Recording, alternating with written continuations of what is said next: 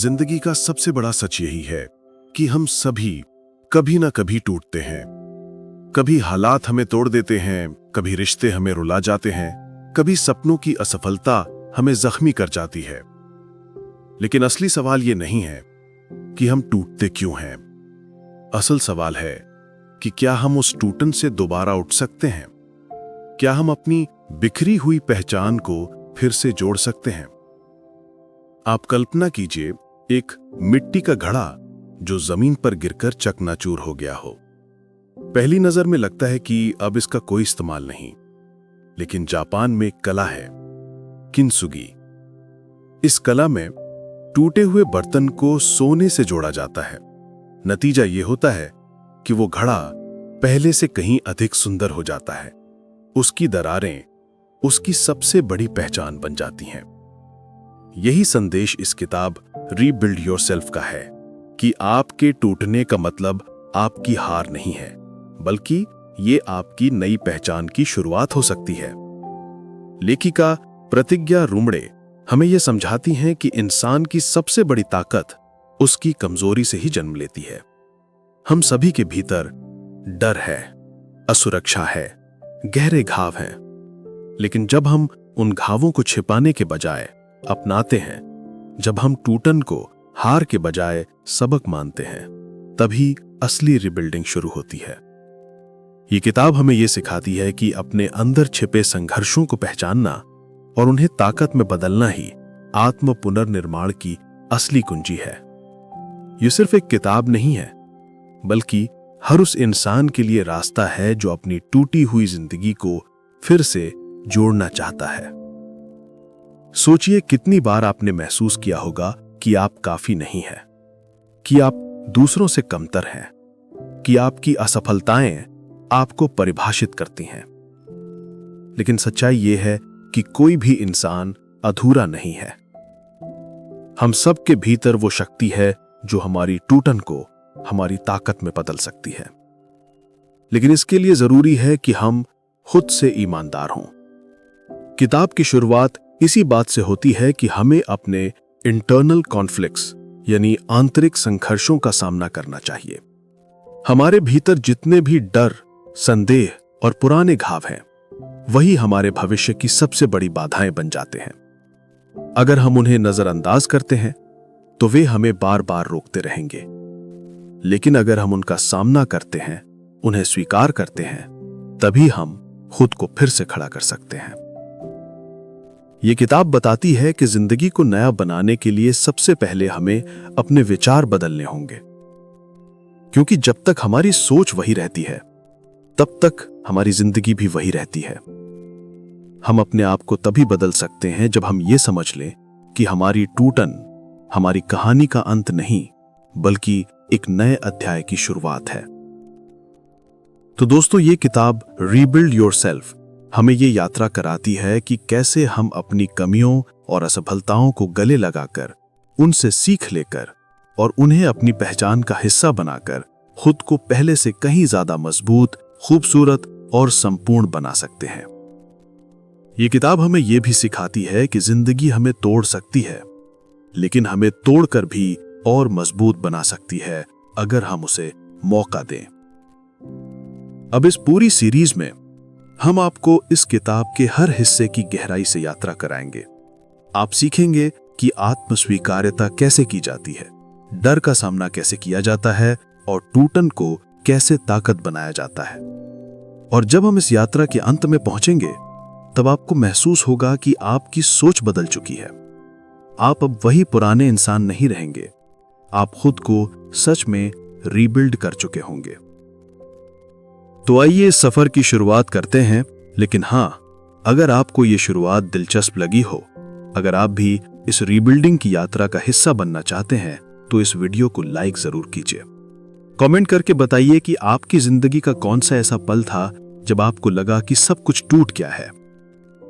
और हां, इस कहानी को अपने दोस्तों और परिवार के साथ शेयर कीजिए, ताकि वो भी सीख सकें कि टूटन का मतलब हार नहीं, बल्कि एक नई शुरुआत है।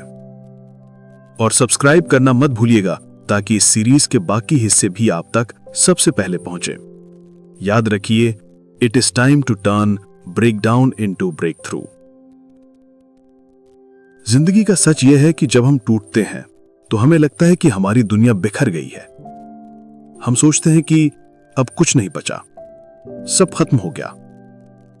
लेकिन असल में वहीं से रीबिल्डिंग शुरू होती है, क्योंकि जब तक आप ये नहीं मानते कि आप टूट चुके हैं, तब तक आप खुद को जोड़ने की कोशिश भी नहीं करेंगे। लेखिका प्रतिज्ञा बताती है कि पहला कदम है स्वीकार करना। स्वीकार करना कि हां, मेरे भीतर दरारें हैं, हां, मैंने गलतियां की हैं, हां, मेरे सपने टूटे हैं। यह स्वीकार करना आसान नहीं है, लेकिन यही हीलिंग की शुरुआत है। सोचिए, अगर आप अपने टूटे हुए टुकड़ों को ही न देखें तो आप उन्हें जोड़ेंगे कैसे? यही कारण है कि इंसान बार बार वही दर्द झेलता है, क्योंकि वो अपने अंदर झांकना नहीं चाहता। वो डरता है कि कहीं सच्चाई बहुत भारी ना लगे। किताब समझाती है कि टूटन के बाद इंसान के भीतर दो रास्ते खुलते हैं। पहला रास्ता है भाग जाना, अपने दर्द को नजरअंदाज करना, दूसरों को दोष देना और ये मान लेना कि मैं हमेशा अधूरा ही रहूंगा। दूसरा रास्ता है उस दर्द को महसूस करना, उसकी गहराई में जाना और उसे ताकत में बदलना। पहला रास्ता आसान लगता है, लेकिन वो हमें भीतर से और खोखला कर देता है। दूसरा रास्ता कठिन है, लेकिन वहीं से रीबिल्डिंग होती है। लेखिका एक उदाहरण देती हैं। मान लीजिए किसी इंसान का रिश्ता टूट जाता है, उसका भरोसा टूटा होता है, उसका आत्मविश्वास खो गया होता है। अगर वो उस दर्द को दबा देगा तो हर नए रिश्ते में वही डर, वही असुरक्षा साथ ले जाएगा। लेकिन अगर वो उस टूटन का सामना करता है, अपने घाव को देखता है, उससे सीखता है, तभी वो खुद को रीबिल्ड कर पाएगा। यहां पर एक और महत्वपूर्ण बात आती है, सेल्फ कंपैशन, यानी खुद के लिए दया और सहानुभूति। हम अक्सर अपने आप पर बहुत कठोर हो जाते हैं। हम सोचते हैं कि हमारी असफलताएं हमारी गलती हैं और हमें इसकी सजा भुगतनी चाहिए। लेकिन रीबिल्डिंग तभी शुरू होती है जब हम खुद को माफ करना सीखते हैं, जब हम ये मानते हैं कि गलती इंसान होने का हिस्सा है और हर गलती हमें बेहतर इंसान बना सकती है।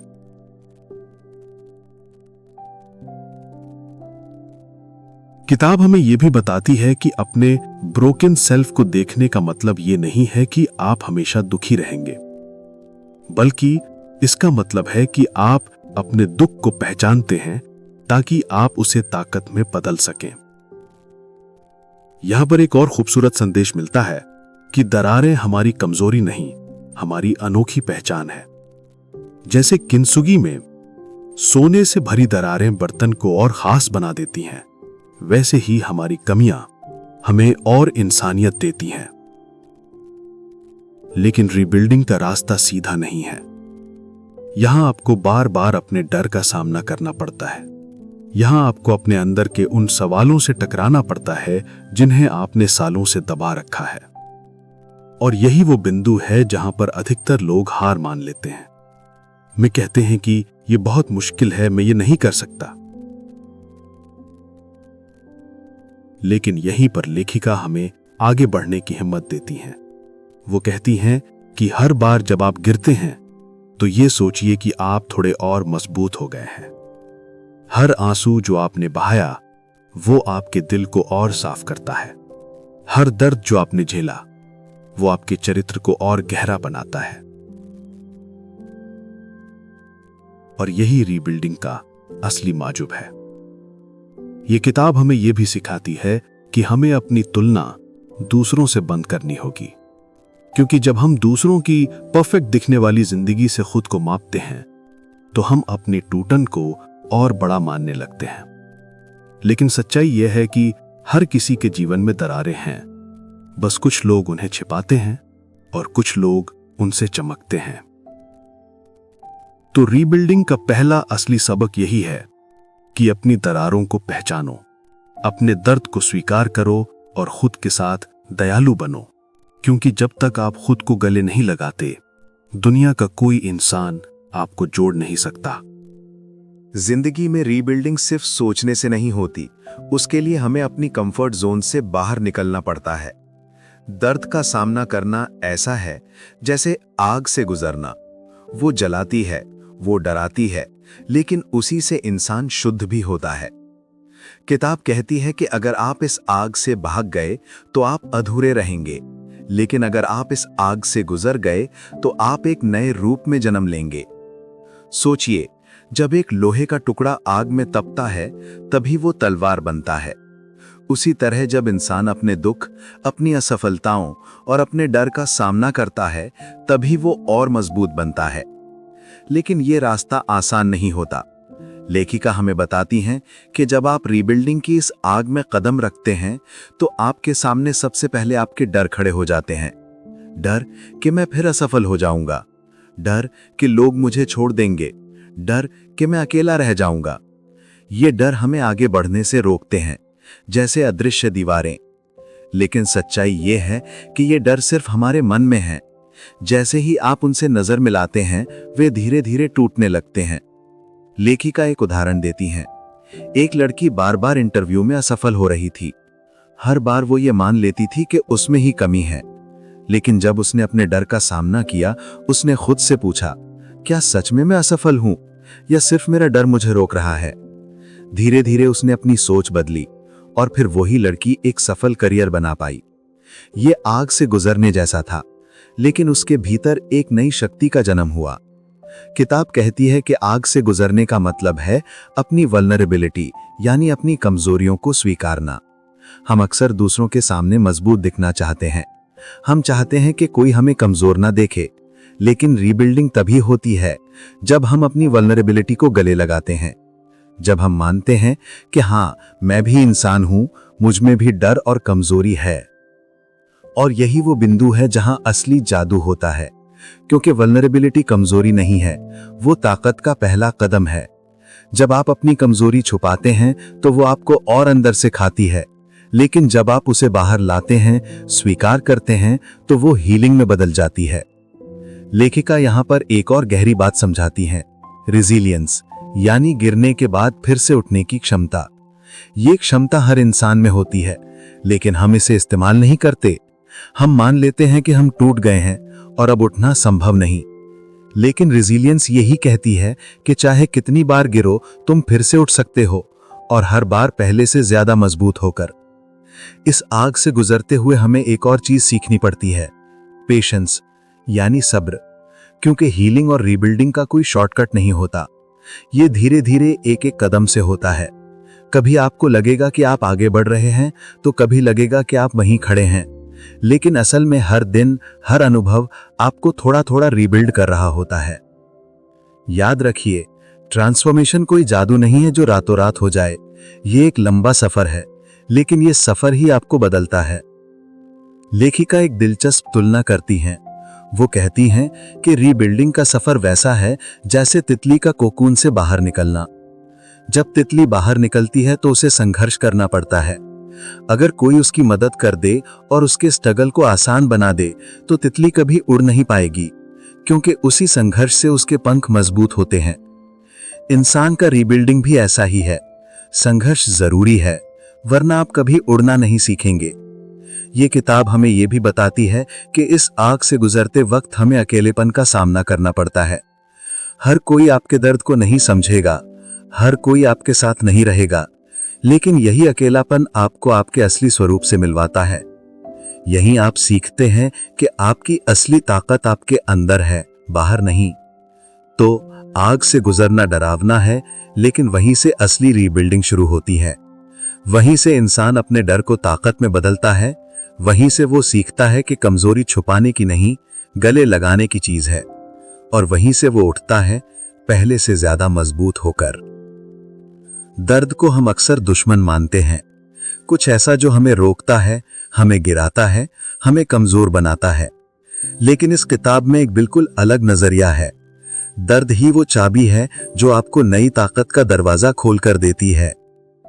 दर्द सोचिए, जब एक इंसान कभी कठिनाई नहीं देखी होती तो वो सहनशीलता कैसे सीखता। अगर उसने कभी चोट नहीं खाई होती तो हीलिंग की कीमत कैसे समझता। और अगर उसने कभी अकेलेपन का स्वाद न चखा होता तो अपने असली स्वरूप से मिलना कैसे संभव होता। लेखिका बताती हैं कि दर्द सिर्फ सजा नहीं है, ये एक शिक्षक है। वो हमें वो बातें सिखाता है जो आराम और आसानी कभी नहीं सिखा सकते। और जब इंसान ये सीख लेता है कि दर्द को गले लगाना है, उससे भागना नहीं, तो वहीं से रीबिल्डिंग का नया अध्याय शुरू होता है। यहां सबसे पहली सीख है दर्द को मीनिंग देना। हर इंसान के जीवन में कठिनाइयां आती हैं, लेकिन फर्क यह है कि कौन उन्हें बेकार मानकर छोड़ देता है और कौन उनमें एक उद्देश्य ढूंढ लेता है। अगर आप अपने दर्द को सिर्फ दर्द मानेंगे तो वो आपको तोड़ेगा, लेकिन अगर आप उसे सीख मानेंगे तो वही दर्द आपको और मजबूत बनाएगा। लेखिका एक कहानी साझा करती हैं। एक व्यक्ति जिसने अपने सबसे करीबी को खो दिया था, वो टूट गया। उसे लगा जीवन का कोई अर्थ नहीं बचा, लेकिन धीरे धीरे उसने अपने दर्द को मीनिंग दिया। उसने सोचा कि वो अपने प्रियजन की याद को जीवित रखने के लिए दूसरों की मदद करेगा। उसका दर्द उसकी शक्ति बन गया और आज वो सैकड़ों लोगों के लिए प्रेरणा है। यही है पेन इनटू पावर का जादू। किताब कहती है कि दर्द को पावर में बदलने का अगला कदम है एक्सप्रेशन। दर्द को अंदर दबाकर रखना जहर की तरह है, वो धीरे धीरे आत्मा को खाता है।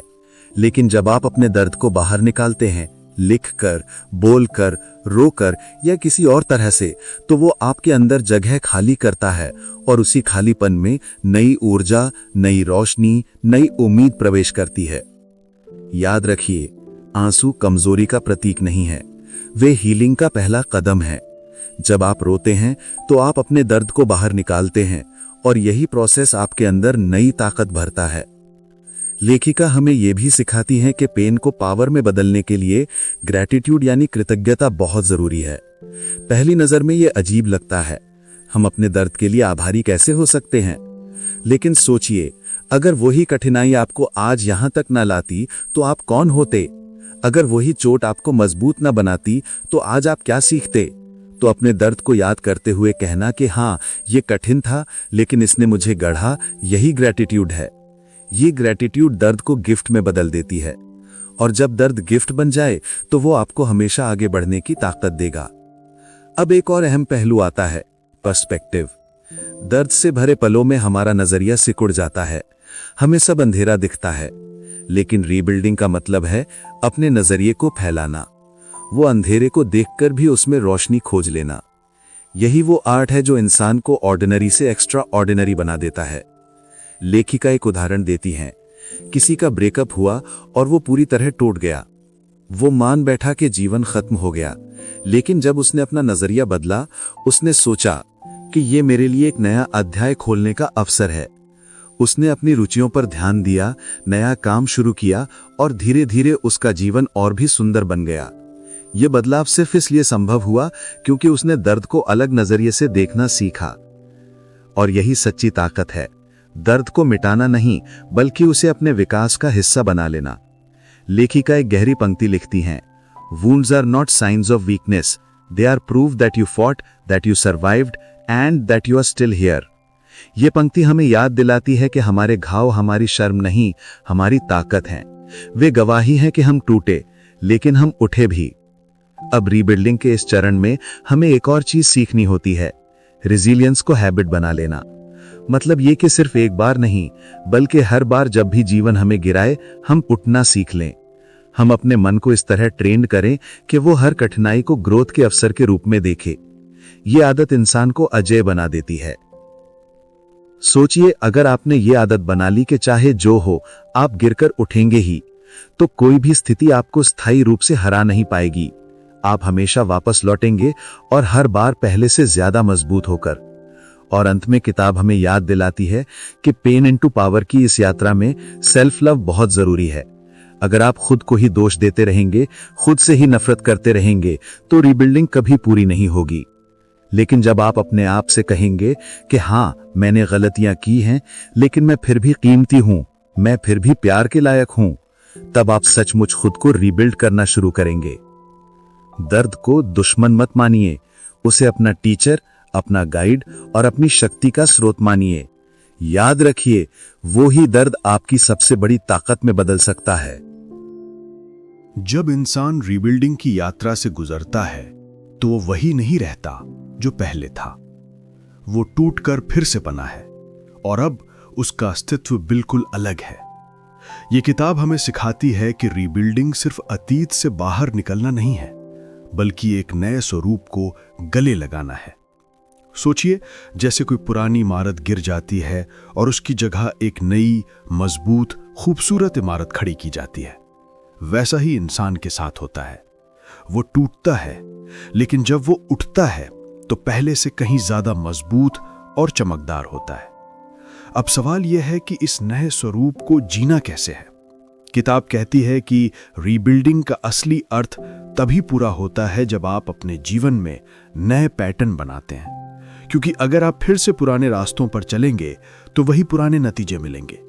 यहां पहला कदम है अपने विचारों को बदलना।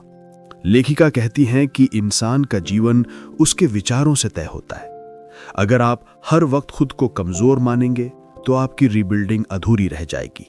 लेकिन अगर आप हर सुबह उठकर ये माने कि आप अब नए हैं, आप अब और भी सक्षम हैं, तो यही विचार आपकी हकीकत बन जाएंगे। सोचिए, जैसे कोई पुरानी इमारत गिर जाती है और उसकी जगह एक नई, मजबूत, खूबसूरत इमारत खड़ी की जाती है, वैसा ही इंसान के साथ होता है। वो टूटता है, लेकिन जब वो उठता है तो पहले से कहीं ज्यादा मजबूत और चमकदार होता है। अब सवाल यह है कि इस नए स्वरूप को जीना कैसे है। किताब कहती है कि रीबिल्डिंग का असली अर्थ तभी पूरा होता है जब आप अपने जीवन में नए पैटर्न बनाते हैं, क्योंकि अगर आप फिर से पुराने रास्तों पर चलेंगे तो वही पुराने नतीजे मिलेंगे। यहां पहला कदम है अपने विचारों को बदलना। लेखिका कहती हैं कि इंसान का जीवन उसके विचारों से तय होता है। अगर आप हर वक्त खुद को कमजोर मानेंगे तो आपकी रीबिल्डिंग अधूरी रह जाएगी। लेकिन अगर आप हर सुबह उठकर ये माने कि आप अब नए हैं, आप अब और भी सक्षम हैं, तो यही विचार आपकी हकीकत बन जाएंगे। सोचिए, जैसे एक फिनिक्स जो अपनी ही राख से उठता है, अगर वो ये मान ही ले कि वो अब उड़ नहीं सकता तो उसका जन्म बेकार हो जाएगा।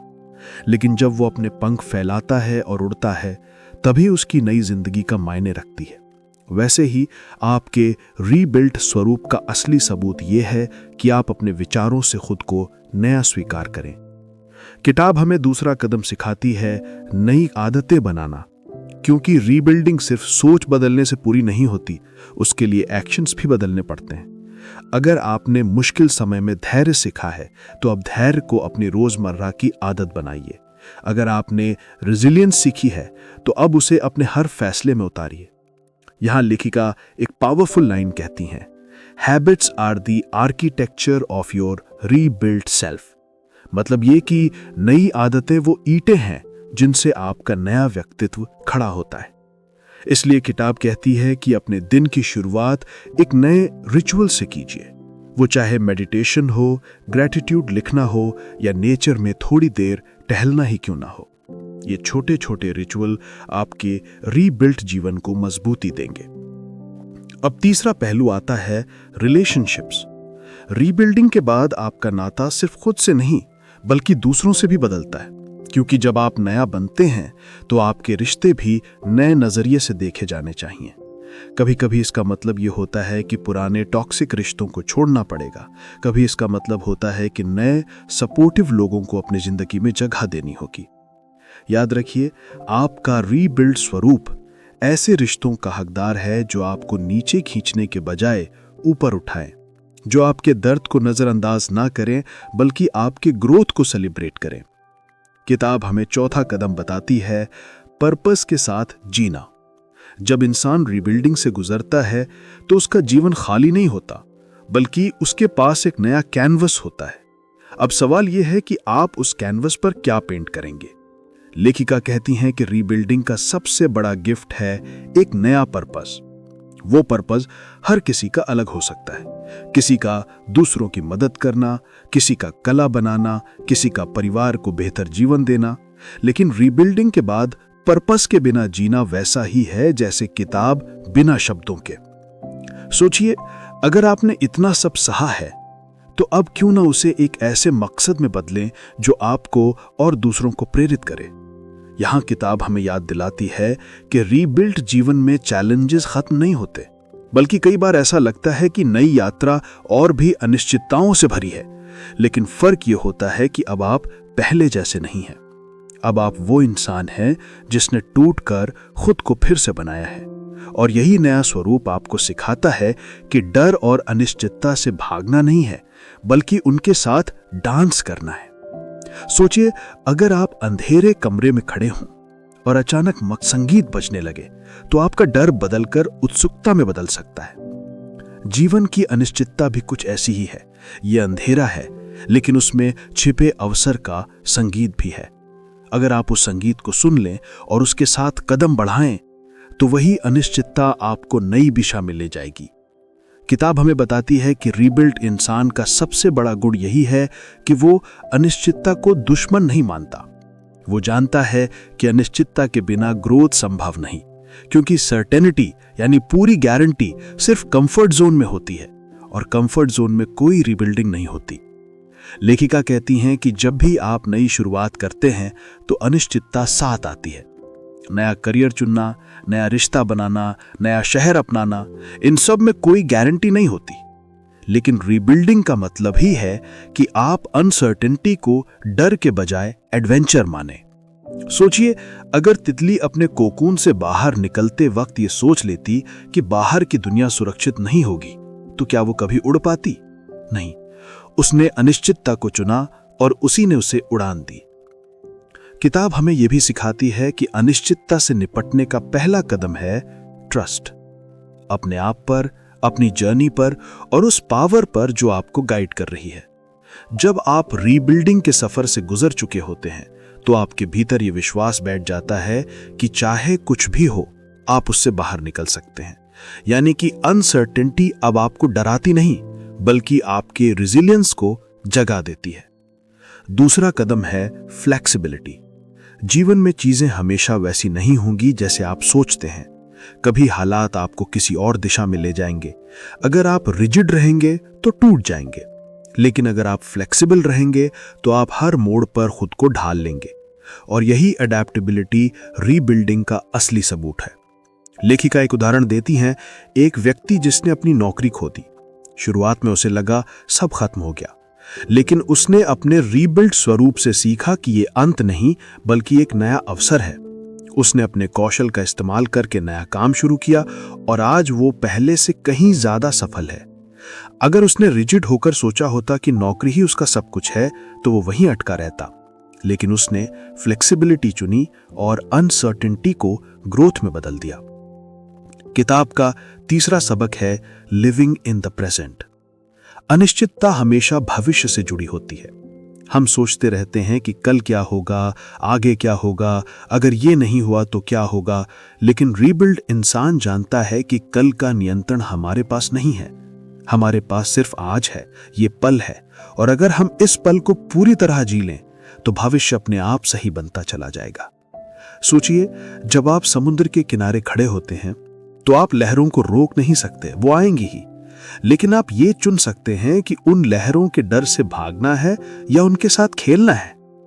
यही रिबिल्डिंग का जादू है, लहरों के साथ डांस करना। किताब हमें चौथा सबक देती है, क्यूरियोसिटी को अपनाना। डर हमेशा हमें रोकता है, लेकिन जिज्ञासा हमें आगे बढ़ाती है। जब आप किसी अनिश्चित परिस्थिति में हो, तो डर की जगह खुद से पूछिए, इसमें नया क्या सीखने को है? यह अनुभव मुझे कहां लेके जा सकता है? और जैसे ही आप सवाल बदलते हैं, आपकी भावनाएं भी बदल जाती हैं। अब डर उत्सुकता में बदल जाता है। लेखिका कहती हैं, uncertainty is not a void, it is a playground for possibilities. मतलब ये कि अनिश्चितता खालीपन नहीं है, बल्कि संभावनाओं का खेल का मैदान है। अब रिबिल्डिंग की इस यात्रा में एक और गहरी बात आती है, कंट्रोल छोड़ना। हम अक्सर सब कुछ कंट्रोल करना चाहते हैं, लेकिन रीबिल्डिंग के बाद इंसान ये समझता है कि कंट्रोल इल्यूजन है। हम सिर्फ अपने विचारों और एक्शंस को कंट्रोल कर सकते हैं, बाकी दुनिया अपने हिसाब से चलती है। और जब आप ये स्वीकार कर लेते हैं, तो आपके भीतर अजीब सी शांति आ जाती है। अब आप तूफान से नहीं डरते, क्योंकि आपको पता है कि आप अपनी नाव चला सकते हैं। समुद्र कैसा होगा वो आपके कंट्रोल में नहीं है, लेकिन आपकी पतवार हमेशा आपके हाथ में है। इस हिस्से का सबसे बड़ा सबक यही है कि रीबिल्ड इंसान अनसर्टेनिटी से भागता नहीं, बल्कि उसके साथ जीना सीखता है। वो जानता है कि जीवन की खूबसूरती सर्टेनिटी में नहीं, बल्कि अनप्रेडिक्टेबिलिटी में है, और यही अनप्रेडिक्टेबिलिटी उसे बढ़ने, सीखने और खिलने का मौका देती है। तो अगर आपकी जिंदगी में अनिश्चितता है तो घबराइए मत।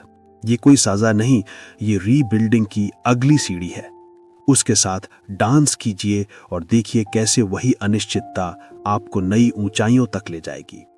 जब इंसान रीबिल्डिंग की आग से गुजर चुका होता है, अपने दर्द को ताकत में बदल चुका होता है और अनिश्चितताओं के साथ नृत्य करना सीख लेता है, तो उसके सामने एक नया द्वार खुलता है। ये द्वार है इनर फ्रीडम, यानी भीतर की आजादी। सोचिए, जब तक इंसान दूसरों की सोच, समाज की अपेक्षाओं और अपने ही डर से बंधा रहता है, तब तक उसकी जिंदगी सचमुच उसकी नहीं होती। वो दूसरों की नजरों से जीता है, दूसरों की उम्मीदों से बंधा रहता है।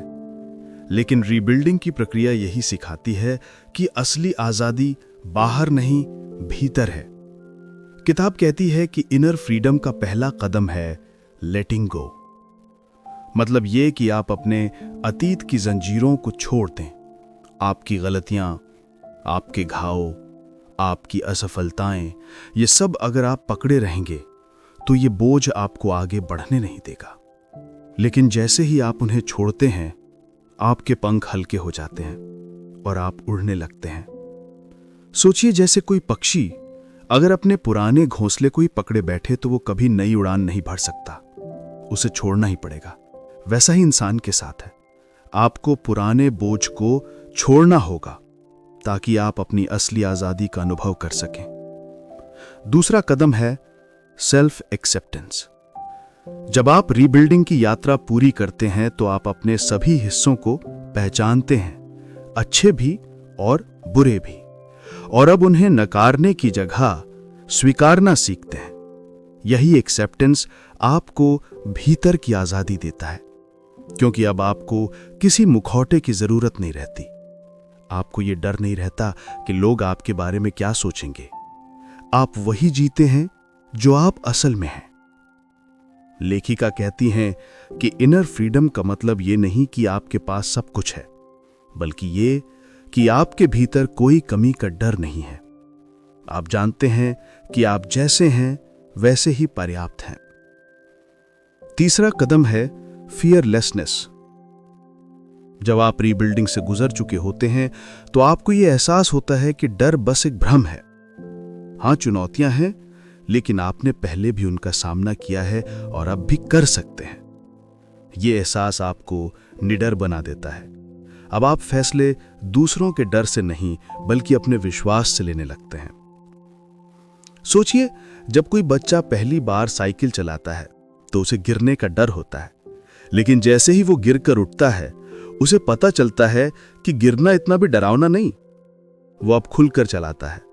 वैसा ही रीबिल्डिंग आपको गिरने का सबक देती है और इनर फ्रीडम आपको खुलकर जीना सिखाती है। चौथा पहलू है लिविंग ऑथेंटिकली। इनर फ्रीडम का मतलब है कि आप किसी और की नकल नहीं करते, किसी और के लिए नहीं जीते। आप वही बनते हैं जो आप भीतर से हैं। ये प्रामाणिकता आपको गहरी शांति देती है, क्योंकि अब आपके भीतर और बाहर कोई फर्क नहीं होता। किताब कहती है कि जब इंसान अपने रीबिल्ड स्वरूप में इनर फ्रीडम को जीना शुरू करता है तो उसका जीवन दूसरों के लिए भी रोशनी बन जाता है, क्योंकि अब उसके शब्द, उसके फैसले और उसका अस्तित्व किसी डर या दिखावे पर आधारित नहीं होता। वो सचमुच मुक्त होता है और ये स्वतंत्रता आसपास के लोगों को भी प्रभावित करती है। सोचिए, अगर आप अपने जीवन में सचमुच मुक्त हो जाएं, तो आपको दूसरों से तुलना करने की जरूरत नहीं रहेगी, अप्रूवल लेने की चाहत नहीं रहेगी, वैलिडेशन ढूंढने की आदत नहीं रहेगी। आप बस अपने रास्ते पर चलेंगे और वही आपकी सबसे बड़ी जीत होगी। किताब हमें यह भी बताती है कि इनर फ्रीडम का एक और पहलू है डिटैचमेंट। मतलब ये कि आप दुनिया से भागते नहीं हैं, लेकिन उसमें खोते भी नहीं हैं। आप रिश्ते निभाते हैं, सपने पूरे करते हैं, काम करते हैं, लेकिन आपके भीतर एक स्थिरता रहती है। आपका सुख किसी बाहरी चीज पर पूरी तरह निर्भर नहीं होता। यही डिटैचमेंट आपको हर हाल में स्थिर रखता है, और यही रीबिल्डिंग की असली पहचान है। अब जीवन आपको हिला सकता है, लेकिन तोड़ नहीं सकता। अब परिस्थितियां बदल सकती हैं, लेकिन आपका केंद्र अडिग है। किताब अंत में कहती है कि इनर फ्रीडम का मतलब यह नहीं कि आपके पास सब कुछ है, बल्कि यह कि आपके भीतर कोई कमी का डर नहीं है। आप जानते हैं कि आप जैसे हैं वैसे ही पर्याप्त हैं। तीसरा कदम है फियरलेसनेस। जब आप रीबिल्डिंग से गुजर चुके होते हैं तो आपको यह एहसास होता है कि डर बस एक भ्रम है। हां, चुनौतियां हैं, लेकिन आपने पहले भी उनका सामना किया है और अब भी कर सकते हैं। यह एहसास आपको निडर बना देता है। अब आप फैसले दूसरों के डर से नहीं, बल्कि अपने विश्वास से लेने लगते हैं। सोचिए, जब कोई बच्चा पहली बार साइकिल चलाता है तो उसे गिरने का डर होता है, लेकिन जैसे ही वो गिरकर उठता है उसे पता चलता है कि गिरना इतना भी डरावना नहीं। वो अब खुलकर चलाता है। वैसा ही रीबिल्डिंग आपको गिरने का सबक देती है और इनर फ्रीडम आपको खुलकर जीना सिखाती है। चौथा पहलू है लिविंग ऑथेंटिकली। इनर फ्रीडम का मतलब है कि आप किसी और की नकल नहीं करते, किसी और के लिए नहीं जीते। आप वही बनते हैं जो आप भीतर से हैं। ये प्रामाणिकता आपको गहरी शांति देती है, क्योंकि अब आपके भीतर और बाहर कोई फर्क नहीं होता। किताब कहती है कि जब इंसान अपने रीबिल्ड स्वरूप में इनर फ्रीडम को जीना शुरू करता है तो उसका जीवन दूसरों के लिए भी रोशनी बन जाता है, क्योंकि अब उसके शब्द, उसके फैसले और उसका अस्तित्व किसी डर या दिखावे पर आधारित नहीं होता। वो सचमुच मुक्त होता है, और ये स्वतंत्रता आसपास के लोगों को भी प्रभावित करती है। सोचिए, अगर आप अपने जीवन में सचमुच मुक्त हो जाएं, तो आपको दूसरों से तुलना करने की जरूरत नहीं रहेगी, अप्रूवल लेने की चाहत नहीं रहेगी, वैलिडेशन ढूंढने की आदत नहीं रहेगी। आप बस अपने रास्ते पर चलेंगे और वही आपकी सबसे बड़ी जीत होगी। किताब हमें यह भी बताती है कि इनर फ्रीडम का एक और पहलू है डिटैचमेंट। मतलब यह कि आप दुनिया से भागते नहीं हैं, लेकिन उसमें खोते भी नहीं हैं। आप रिश्ते निभाते हैं, सपने पूरे करते हैं, काम करते हैं, लेकिन आपके भीतर एक स्थिरता रहती है। आपका सुख किसी बाहरी चीज पर पूरी तरह निर्भर नहीं होता। यही डिटैचमेंट आपको हर हाल में स्थिर रखता है, और यही रीबिल्डिंग की असली पहचान है। अब जीवन आपको हिला सकता है, लेकिन तोड़ नहीं सकता। अब परिस्थितियां बदल सकती हैं, लेकिन आपका केंद्र अडिग है। किताब अंत में कहती है कि इनर फ्रीडम का मतलब है choosing yourself every single day. हर सुबह उठकर यह कहना कि मैं अपनी कहानी खुद लिखूंगा, मैं अपने डर को नहीं चुनूंगा, मैं अपने अतीत को नहीं दोहराऊंगा। यही चुनाव आपको आजाद करता है। तो रीबिल्ड जीवन का यह सबसे बड़ा तोहफा है इनर फ्रीडम, जहां न अतीत की जंजीरें आपको बांध पाती हैं, न भविष्य का डर, जहां आप सचमुच वही जीते हैं जो आप हैं। और यही आजादी आपकी सबसे बड़ी ताकत है। हर यात्रा का एक अंत होता है, लेकिन रीबिल्डिंग की यात्रा का सबसे सुंदर पहलू यह है कि यह अंत वास्तव में एक नई शुरुआत होती है। इस किताब में रीबिल्ड योरसेल्फ ने हमें यह दिखाया कि टूटना हार नहीं है, टूटना तो बस एक मौका है खुद को नए रूप में गढ़ने का। हमने देखा कि जब इंसान अपने टूटे हुए टुकड़ों को स्वीकार करता है, जब वो अपनी वल्नरेबिलिटी को छुपाने की जगह गले लगाता है, तभी हीलिंग शुरू होती है। हमने जाना कि दर्द हमारा दुश्मन नहीं, बल्कि सबसे बड़ा शिक्षक है, और जब हम उसे मीनिंग देते हैं तो वही दर्द हमारी शक्ति में बदल जाता है। हमने ये भी सीखा कि अनिश्चितताओं से भागना नहीं है, बल्कि उनके साथ नृत्य करना है। और रीबिल्डिंग का असली तोहफा यही है, इनर फ्रीडम। वो आजादी जहां न अतीत की जंजीरें आपको बांट पाती हैं, न भविष्य का डर, जहां आप सचमुच वही जीते हैं जो आप हैं। और यही आजादी आपकी सबसे बड़ी ताकत है। ये किताब हमें बार बार ये याद दिलाती है कि इंसान को गढ़ने वाला उसका आराम नहीं, बल्कि उसका संघर्ष है। आपका रीबिल्डिंग का सफर लंबा और कठिन हो सकता है, लेकिन यही कठिनाई आपकी सबसे बड़ी ताकत बनेगी। और जब आप इस यात्रा को पूरा कर लेंगे, तब आपको एहसास होगा कि आप वो इंसान नहीं रह गए हैं। आप पहले से कहीं ज्यादा मजबूत, ज्यादा जागरूक और ज्यादा मुक्त बन चुके हैं। याद रखिए, रीबिल्डिंग कोई एक बार की प्रक्रिया नहीं है, ये जीवन भर चलने वाला सफर है। हर बार जब आप गिरेंगे, जब आप टूटेंगे, आपके पास दो विकल्प होंगे, या तो हार मान ले या फिर से उठकर खुद को रीबिल्ड करें। और जब आप बार बार उठेंगे, तो हर बार आपका स्वरूप और भी मजबूत और सुंदर होता जाएगा। किताब हमें यह भी समझाती है कि रीबिल्ड जीवन सिर्फ अपने लिए नहीं है।